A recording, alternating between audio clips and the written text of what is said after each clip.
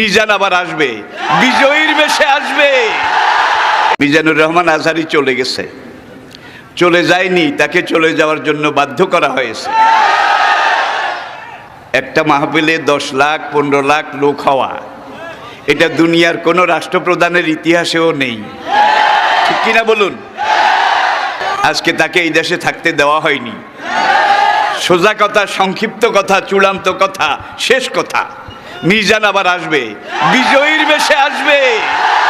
এই দেশের তাওহীদি জনতা এমন ইতিহাস সৃষ্টি করে তাকে আলিঙ্গন করবে ইনশাআল্লাহ।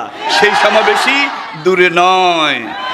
আমাদের সেই দিনী ভাই, আমার সেই সুযোগ্য সন্তান, অচিরে আল্লাহ তাকে আবার আমাদের মাঝে ফিরিয়ে আসার মতো, আনার মতো সৌভাগ্য, পরিবেশ, পরিস্থিতি এটা তিনি যেন দান করেন। সবাই বলুন আমিন।